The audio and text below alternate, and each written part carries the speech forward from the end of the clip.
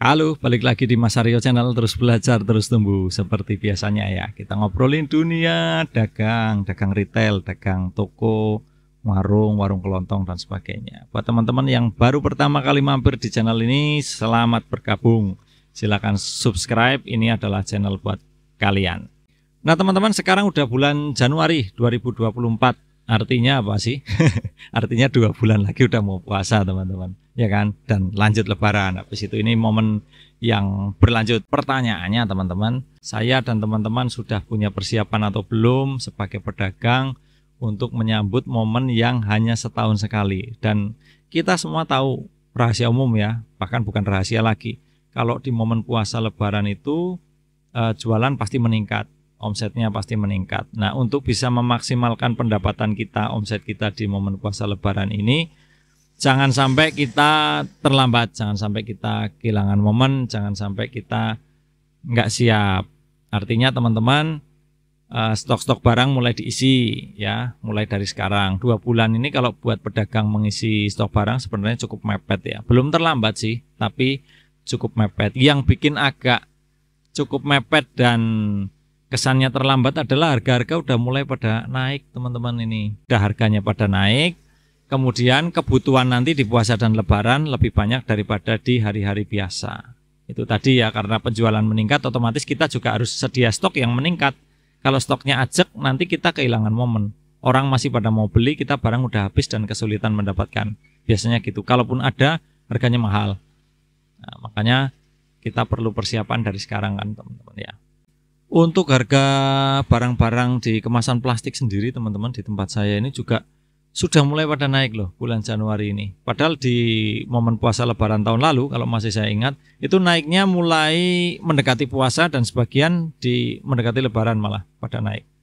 Sebelum puasa bahkan harga masih cukup stabil ya. Mungkin karena masih efek-efek kemarin perlambatan ekonomi ya habis pandemi, kalau sekarang udah dilihat mulai pulih jadi harga-harga udah mulai cepet banget nih bergerak naik ya. Nah ini yang bikin kita sebagai pedagang juga nggak boleh kehilangan momen, jangan sampai terlambat. Nanti ketika kita mau belanja harga udah tinggi, otomatis kita harus jual tinggi. Nah ini kan repot, jualannya tinggi tapi labanya tipis karena modalnya udah kita belinya tinggi juga sih teman-teman gitu kan. Nah buat teman-teman yang biasa nabung, biasa nyisihin sedikit penghasilannya dari dagang untuk terus disisihkan, Nah ini saatnya dipakai, ini saatnya kalian berjaya. Nah kalau buat yang nggak biasa menyisihkan, nah ini bedanya kelihatan teman-teman. Makanya di setiap video sering saya sampaikan pentingnya nyisihin uang untuk ditabung. Tidak perlu banyak, kalau memang penghasilannya sedikit ya disisihkan sedikit. Yang penting terus menerus dalam waktu periode 1 tahun pasti bermanfaat, pasti berguna. Salah satunya untuk hal-hal seperti ini ya, menghadapi puasa dan lebaran.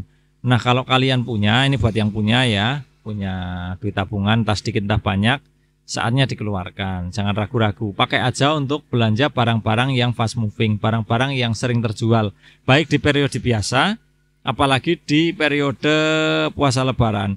Kalau teman-teman toko kelontong yang entah minimarket bentuknya atau toko biasa ya, yang toko kelontong jual kebutuhan sehari-hari, itu akan cenderung apa ya, nanti mulai dari sekarang sampai dengan puasa lebaran itu barang-barang itu akan terus meningkat permintaannya. Nanti teman-teman bisa cek sendiri di tokonya masing-masing ya, kan nanti beda-beda, tokonya beda-beda. Jadi nanti kecenderungannya juga beda-beda, barang apa yang paling laku di tempat saya misalnya, terus di tempat teman-teman dan di tempat lain lagi nanti beda-beda. Jadi kalau barang-barang yang sehari-hari di tempat kalian udah laku, semakin mendekati lebaran itu pasti permintaannya akan semakin banyak, umumnya kan gitu. Nah itu persiapkan duitnya, tabungannya mulai dikeluarin untuk belanja barang-barang itu.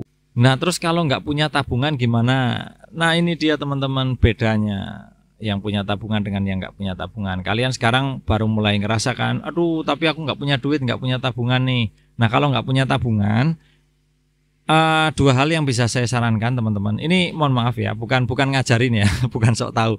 Tapi ya saran aja, barangkali bermanfaat gitu. Kalau misalnya nggak bermanfaat ya udah skip aja nggak apa-apa. Tapi mudah-mudahan bermanfaat. Yang pertama, mulai sekarang teman-teman jadi punya mindset menabung. Milikilah mindset menabung, sisihin sedikit penghasilan secara rutin. Tapi untuk tahun berikutnya lagi, kalau tahun sekarang kan ya udah terlambat, udah mau jalan. Jadi untuk tahun berikutnya lagi itu. Nah terus untuk tahun sekarang yang bisa dilakukan apa? Untuk teman-teman yang nggak biasa nyisihin duit untuk nabung untuk keperluan dagangan, kalian bisa mulai ulakan atau belanja lebih banyak dari biasanya sesuai kemampuan. Itu ya. Bukan artinya kalian harus cari-cari modal di tempat lain untuk nambah dagangan, enggak ya. Jadi sesuai kemampuan aja. Kalau biasanya belanja 2 ya sekarang 3 gitulah. Paling enggak ditambahin sedikit demi sedikit sesuai kemampuan sekali lagi. Tapi paling enggak nambah. Jangan kayak biasanya atau bahkan dikurangin. Jadi mulai ditambah. Kalian inventarisir barang-barang apa yang sering laku tiap hari di tempat kalian apa. Itu fast moving dan itu perlu disiapin mulai sekarang. Karena harganya nanti pasti akan naik teman-teman. Menjelang lebaran, menjelang puasa pasti akan naik barang-barang itu.